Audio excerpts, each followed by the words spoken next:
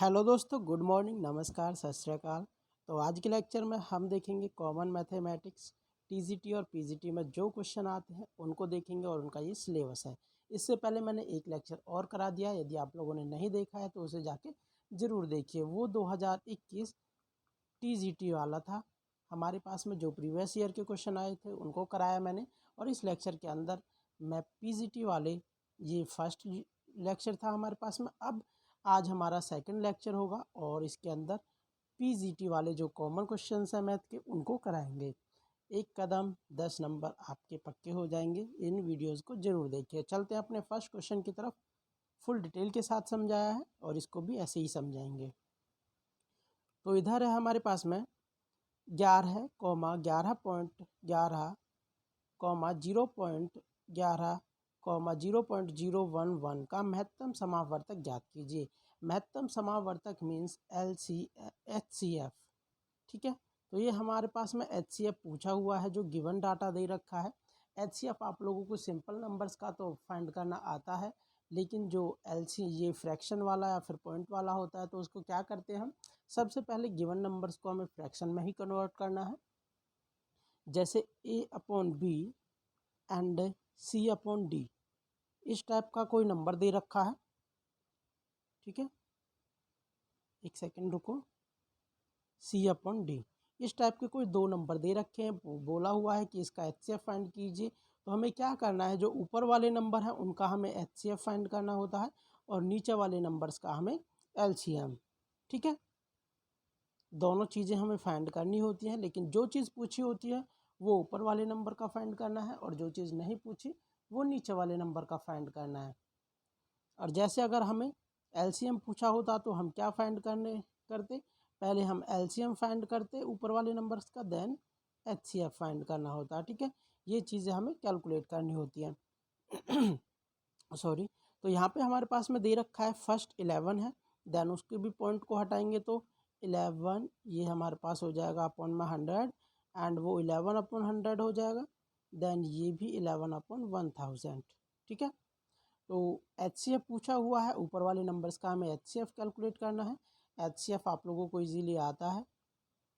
जो यहाँ से हाईएस्ट कॉमन फैक्टर है वो कितना है, 11 अपॉन में, यहाँ से यदि LCM कैलकुलेट करना चाहें तो LCM हमारे पास 100 है, तो ये हमारे पास हो जाएगा 0.011। तो ऑप्शन नंबर फर्स्ट हमारे पास में करेक्ट है। यदि आप लोगों को LCM HCF भी नहीं आते हैं तो आप लोग, मेरी एक लेक्चर है LCM और HCF के ऊपर, उसे जाके ज़रूर देखिए। ठीक है, उनको हम गुणनखंड मेथड से भी कर सकते हैं, फैक्टर मेथड से भी कर सकते हैं, किसी भी चीज़ से कर सकते हैं। ठीक है, अब चलते हैं नेक्स्ट क्वेश्चन की तरफ। नेक्स्ट क्वेश्चन है, किसी वर्ग के अंतःवृत्त और बाह्य वृत्त के क्षेत्रफल का अनुपात कैलकुलेट करना है। तो एक अंदर वृत्त बना हुआ है और एक बाहर वृत्त बना हुआ है, इसका हमें क्षेत्रफल का अनुपात कैलकुलेट करना है, अंदर वाले का देन बाहर वाले का। तो क्षेत्रफल हमारे पास में क्या होता है, पहले तो याद कर लेते हैं। पाई आर स्क्वायर ये क्षेत्रफल होता है। ये अंतःवृत्त वाले का आई लिख दिया interior, and pi r exterior square, ये पाई से पाई कैंसिल हो जाएगा, हमारे पास क्या आएगा, पाई इंटीरियर अपॉन आर एक्सटीरियर, इसका होल स्क्वायर। हमें ये चीज़ कैलकुलेट करनी है फाइनली। ठीक है, तो हमारे पास में सबसे पहले इंटीरियर वर्ग है, जो ये इंटीरियर हमारे पास में सर्कल दे रखा है, वृत्त दे रखा है, इसकी रेडियस पता होना चाहिए। तो इसके लिए हम लेट कर लेते हैं क्या, जो ये है इसको हम 2a, जो वर्ग दे रखा है, स्क्वायर दे रखा है, उसकी लेंथ हमने 2a मान ली। तो इसकी आधी कितनी हो जाएगी, यहाँ से लेके यहाँ तक, तो ये तो आधी है हमारे पास में। या फिर हम इसे ऐसे कह सकते हैं कि जी ये है, ये हमारे पास में कितनी हो जाएगी, a हो जाएगा। ठीक है, तो बाहर वाले, ये अंदर वाले की तो हमारे पास में रेडियस a हो गई है, और बाहर वाले की रेडियस यहाँ से निकलेगी हमारे पास में, तो ये 90 डिग्री हो गया, और ये रेडियस r हो गई इसकी, इसे ये भी a हमारे पास में कैलकुलेट करेंगे तो यहाँ पे आ जाएगा हमारे पास, पीजीटी थ्योरम के द्वारा कैलकुलेट करना है, तो √2a ये हमारे पास में r की जो एक्सटीरियर है उसका आ जाएगा। यहाँ पे वैल्यूज़ पुट कर देते हैं, अंदर वाले की a है एंड बाहर वाले की √2a, इसका होल स्क्वायर, ये a से a कैंसिल हो जाएगा, 1 अपॉन √2 है उसका स्क्वायर करेंगे तो 2 हो जाएगा, 1/2 2। तो हमारे पास फाइनल आंसर कितना आ गया 1:2।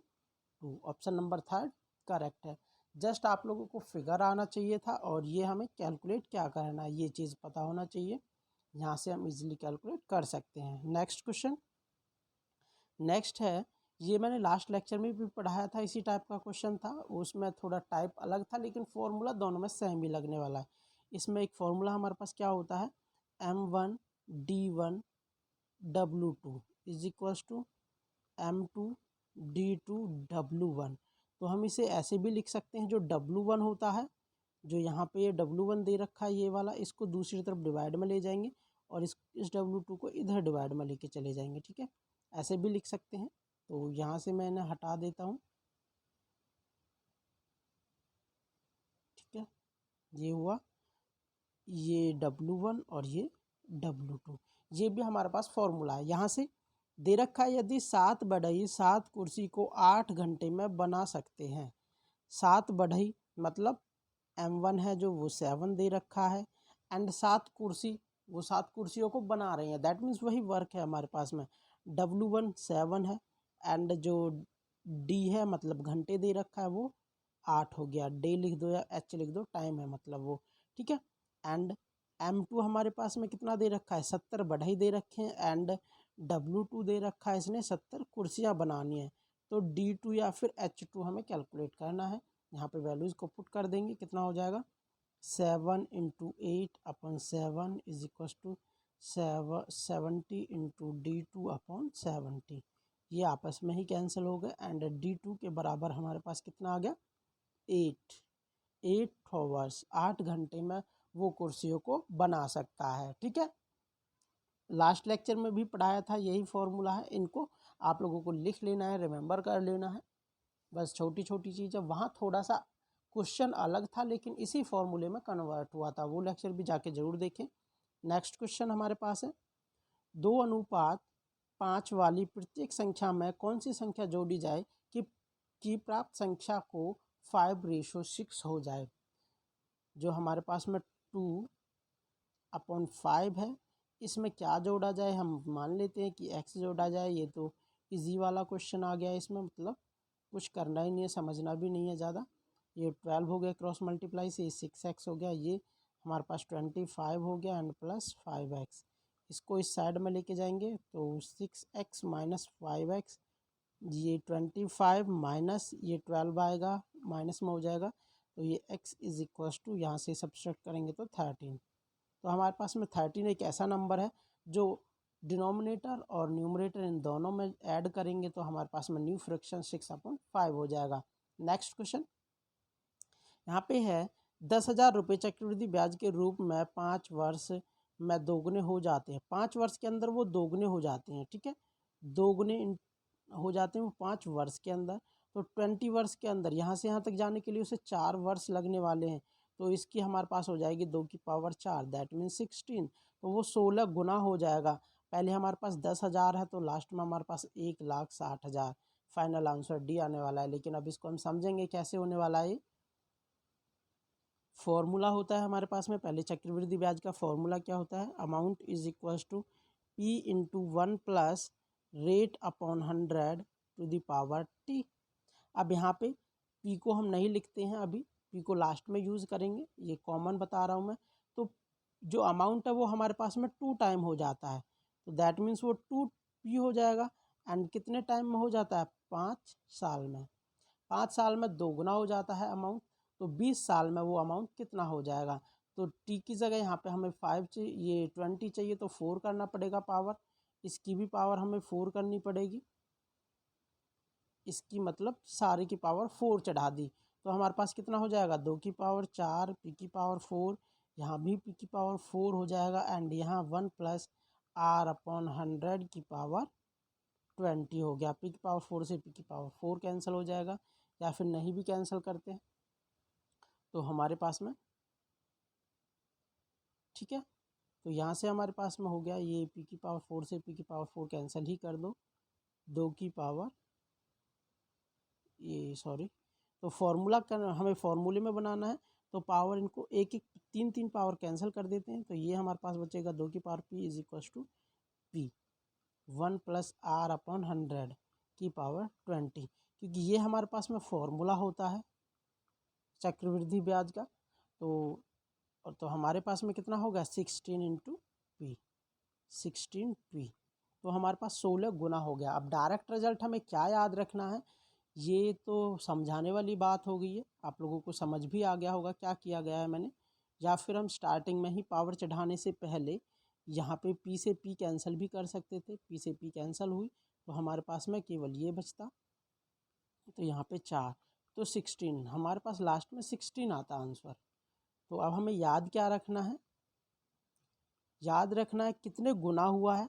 मान लो m गुना हुआ है 5 साल के अंदर या कितनी भी साल के अंदर 5 गुना हुआ है, तो अब कितनी साल में 20 ईयर्स में करना है, फिर कितनी भी ईयर्स दे रखा हो तो उस चीज़ को हमें पहले डिवाइड करना है, तो 4 आ जाएगा। जैसे अब नेक्स्ट कितनी सालों में पूछा हुआ है कि 20 साल में कितने गुना हो जाएगा, और पहले कितनी साल में कितने गुना हुआ था वो चीज़ यहाँ से कैलकुलेट करेंगे। जैसे 4 आ गया तो m की पावर हमारे पास में 4 चढ़ जाती, और यहाँ पे ये 2 गुना दे रखा है तो 2 की पावर 4 चढ़ जाएगी, दैट मीन 16। तो ये 16 गुना हो जाता है। अब 16 गुना यहाँ वैल्यू पुट करेंगे तो डायरेक्ट ऑप्शन नंबर 4 हो जाएगा। आप लोग इसको डायरेक्ट रिमेंबर रखोगे, ठीक है, ताकि ज़्यादा टाइम ना लगे। जितने गुना है यहाँ 2 गुना हो रहा है तो उसकी पावर हमें कर देनी है। अब पहले 5 साल था, बाद में 20 साल हो गया, उनसे डिवाइड करने के बाद अब 2 की पावर 20/5, ये चीज़ हमें सिंपली कैलकुलेट कर देनी है। अब चलते हैं नेक्स्ट क्वेश्चन की तरफ। नेक्स्ट क्वेश्चन है, ए ने बी को घड़ी 10% लाभ से बेची तथा बी ने सी को 10% हानि से बेची। यदि सी ने घड़ी का मूल्य 990 रुपये चुकाया तो बताइए ए ने उस घड़ी में कितने रुपए में, मतलब ए ने उस घड़ी को कितने रुपए में ख़रीदा था। तो इस टाइप के सवाल को हम क्या करेंगे, ए बी सी, यहाँ से यहाँ जाना है। तो मान लेते हैं पहले इसने 100x, जो ए है उसने 100x में ख़रीदी थी, लेकिन उसने क्या किया 10% के लाभ पर, तो 10% का लाभ कितना हो जाएगा 10 ही हो जाएगा, तो 110x। फिर इसने इसे हानि हो गई, अब इसका 10% हानि करेंगे तो 11 रुपये आएगा 10% हानि। आप लोगों को ये रिमेंबर होना चाहिए 10% हानि कितना हो जाएगा इसका, 110 इंटू में 10% अपॉन 100, तो 1 0 से 1 0, ये 11 है, ठीक है, और x है तो 11x की हानि हो जाएगी। ठीक है, ये छोटी छोटी चीज़ें हैं तो आप लोगों को पता होना चाहिए। यहाँ 11% की हानि हो जाएगी, यदि इसमें से 11% हम घटाएंगे, मतलब 11 घटाएंगे तो कितना हो जाएगा 99x, ये आने वाला है। अब बोला है उसने कि सी ने 990 रुपये चुकाए हैं, मतलब यही तो सी ने चुकाया है, ये 990 हो गया। यहाँ से x की वैल्यू कैलकुलेट करेंगे तो ये 10 आने वाला है, 99 से 99 कैंसिल हो जाएगा, ये 10 हो जाएगा। x की वैल्यू 10 हो गई है। अब बोला है कि ए ने उसे कितने रुपए में ख़रीदा, ए ने तो इतने रुपए में ख़रीदा था, तो यहाँ पे हम इसकी वैल्यू पुट कर देंगे, 100 इंटू 10 बराबर 1000। 1000 रुपये में ए ने वस्तु को ख़रीदा था एंड सी ने उसे 990 रुपये में ख़रीदा था। ठीक है, अब चलते हैं नेक्स्ट क्वेश्चन पे। यहाँ पे है किसी वस्तु का मूल्य 20% बढ़ जाता है तो बताइए किसी उपभोक्ता द्वारा अपने उपभोग में कितने प्रतिशत की कमी कर दी जाए कि खर्चे में कोई वृद्धि नहीं हो। तो खर्चे में हमें कोई वृद्धि करनी नहीं है, लेकिन जो मूल्य है वो बढ़ गया है। हम मान लेते हैं कि जो पहले मूल्य था वो 100 रुपये था, अब जो अभी का सीपी है न्यू सीपी वो 20% इंक्रीज़ होने के बाद है, तो 20% इंक्रीज़ होकर कितना हो जाएगा 120 रुपये। लेकिन हमें हमें खर्चा बढ़ाना नहीं है, मतलब खर्चा हमें 100 रुपये ही रखना है, तो खर्चे को कितना कम करना पड़ेगा, हमें 20 रुपये खर्चा कम करना पड़ेगा। और कितने पे 120 रुपये पे, क्योंकि हमें अब न्यू सीपी के ऊपर निकालना है, ये वाला न्यू सीपी है 120 पे, तो ये परसेंटेज हो जाएगा एक जीरो से, ये एक जीरो से एक जीरो, 2 एकम 2, 6 बार जाएगा, फिर 6 ये 3 2 से जाएगा 50 बार, हमारे पास हो जाएगा 50/2, ये 50/3 डिवाइड करेंगे तो हमारे पास हो जाएगा 16 सही 2/3 परसेंटेज। ठीक है, तो ऑप्शन नंबर फर्स्ट हमारे पास में करेक्ट है। चलते हैं नेक्स्ट क्वेश्चन की तरफ। यहाँ पे है what is the value of under the root 2 under root 2 under root 2 under root 2 under root 2। ठीक है, तो इस टाइप का क्वेश्चन कैसे होता है, पहले हम काउंट कर लेते हैं कि अंडर रूट कितने बार चढ़ा हुआ, 1 2 3 4 5, 5 बार अंडर रूट चढ़ा हुआ है, तो 1 माइनस 1/2 टू द पावर 5, ये हमारे पास फाइनल आंसर आने वाला है। तो 2 टू द पावर ये हो जाएगा 1/1/32, तो इसे कैलकुलेट करेंगे तो यहाँ पे हो जाएगा 2 टू द पावर 31/32। ठीक है, फाइनल हमारे पास फोर्थ आंसर है। इस टाइप का क्वेश्चन ऐसे ही करना है आप लोगों को, बाकी आप लोग इसे वैसे भी कर सकते हो। ठीक है, वैसे भी कैलकुलेट कर सकते हो, जैसे हम कैलकुलेट करते हैं, पहले 2 की पावर हमारे पास में 1/2 है अंदर वाले की, फिर हमारे पास में ऐसे पावर बढ़ती जा रही है हर बार, ये पावर इन पे डिस्ट्रीब्यूट होती जाएगी, इन पे भी डिस्ट्रीब्यूट होती जाएगी, थोड़ा सा लेंथी पड़ेगा हमारे पास में। तो मैंने भी जैसे आप लोगों को समझाया है, आप इसे इसी प्रकार समझेंगे। पहले हमें कैलकुलेट करने हैं कितने हैं, 1 2 3 4 5, देन हमारे पास हो जाएगा 2 to the power 1 minus 1/2 to the power 5। यही हमारे पास फाइनल आंसर आने वाला है। चलते हैं नेक्स्ट क्वेश्चन की तरफ। नेक्स्ट है हमारे पास में दो रेलगाड़ियाँ 132 मीटर एवं 108 मीटर लंबी एक दूसरे के विरुद्ध दिशा में आ रही हैं। यदि ट्रेन एक दूसरे के विरुद्ध दिशा में ऐसे चलती हैं तो हमेशा जो उनकी स्पीड होती है वो ऐड हो जाती है, और यदि वो एक ही डायरेक्शन में चल रही होती हैं तो उनकी स्पीड होती है जो वो सब्सट्रैक्ट हो जाती है। ये बात सबसे पहले आप लोगों को रिमेंबर रखनी है कि दोनों एक एक डायरेक्शन में चल रही हैं, ये दोनों एक ही डायरेक्शन है दोनों की इस कंडीशन में, दैट मीन्स यहाँ पे हमारे पास में स्पीड घट जाएगी। और यदि दोनों एक दूसरे के विरुद्ध डायरेक्शन में चल रहे हैं तो उनकी स्पीड को हम ऐड कर देंगे, और जो दोनों की लेंथ होगी, या फिर जैसे मैंने लास्ट लेक्चर में बताया था वो प्लेटफॉर्म वाला और ट्रेन वाला, तो दोनों का जो डिस्टेंस होगा या फिर मतलब इनकी लेंथ होगी वो हमेशा डिस्टेंस में उनको हम ऐड करेंगे। दैट मीन्स ट्रेन 1 की लेंथ प्लस ट्रेन 2 की लेंथ, ये हमारे पास में टोटल डिस्टेंस आने वाला है। और हमारे पास स्पीड है जो ये दे रखी है 32 प्लस 40, तो टोटल हमारे पास कितनी होगी 72 किलोमीटर पर हावर। तो ये किलोमीटर पर आवर है, लेकिन मैंने बताया था जो डिस्टेंस है वो मीटर में दे रखा है, तो स्पीड को भी मीटर पर सेकंड में कन्वर्ट करेंगे। और मीटर पर सेकंड में कन्वर्ट करने के लिए हम क्या करते हैं 5/18, तो 18 से कट करेंगे 4 बार, तो स्पीड होगी 20 मीटर पर सेकंड। यहाँ से हमारे पास स्पीड होगी 20 मीटर पर सेकंड, तो टाइम कितना हो जाएगा हमारे पास में, डिस्टेंस अपॉन स्पीड, तो डिस्टेंस हमारे पास 132 प्लस 108, तो ये हो जाएगा 240 मीटर। ठीक है, टोटल डिस्टेंस 240 मीटर हो गया, तो 240/20, एक जीरो से एक जीरो कटेगा, फिर 2 से कट करेंगे तो ये 12 आ जाएगा, दैट मीन्स 12 सेकेंड।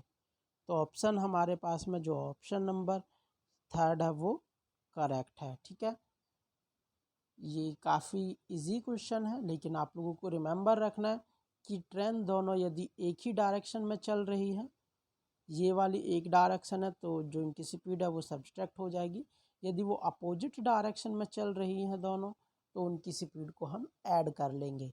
इस टाइप का क्वेश्चन कई होते हैं, जैसे एक पोल को पास करने के लिए ट्रेन कितना टाइम लेगी, एक प्लेटफॉर्म को पास करने के लिए ट्रेन कितना टाइम लेगी, और ये तो हमारे पास में दो ट्रेन थी वो आपस में एक दूसरे को पास करने में कितना टाइम लगाएंगी। तो एक ही टाइप के क्वेश्चन हैं। आप लोग मेरा ये जो लेक्चर चल रहा है, ये लेक्चर सीरीज़ है, इसको कंप्लीट देखें, पूरा देखें, आप लोगों के जो 10 मार्क्स हैं वो इजीली आप गेन कर सकते हो। ठीक है, चलते हैं हम नेक्स्ट क्वेश्चन पे। लास्ट वाला क्वेश्चन है, ये पीजीटी जो मैथ था हमारे पास में 2021 का, उसका क्वेश्चन पेपर है, उसी में से मैंने ये क्वेश्चन लिए हैं। नेक्स्ट क्वेश्चन हमारे पास है 0.3467 प्लस 0.1336 इज इक्वल टू, ये हमारे पास में किसके इक्वल हो जाएगा, ये चीज़ पूछिए। थोड़ा सा ट्रिकी क्वेश्चन पूछा हुआ है, जस्ट आप लोग इसमें थोड़ा मिस्टेक भी कर सकते हो। जैसे हमारे पास में 3.3467 इसके ऊपर बार चढ़ा हुआ है, इसी प्रकार 0.1333 इसके ऊपर भी बार चढ़ा हुआ है। बार का मतलब ये 6 7 बार बार रिपीट है, ये 3 3 3 3 बार बार रिपीट है।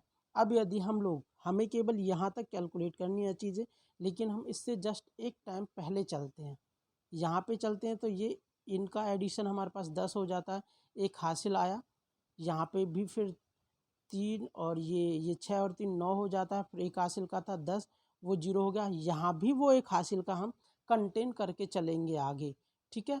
तो यहाँ पे एक हासिल का हम डायरेक्ट कंटेन करके चलेंगे, रिमेंबर दैट, इस चीज़ में एक हासिल का हम कंटेन करके चलेंगे, मतलब 7 3 10 और एक हासिल का 11, हासिल एक हासिल लगे न्यू, एक दोबारा से हासिल लग गया, 6 और 3 9, 9 और 1 10, 10 की 0, हासिल फिर से एक, फिर 4 3 7, 7 और 1 8, फिर 3 और 1 4, तो 0.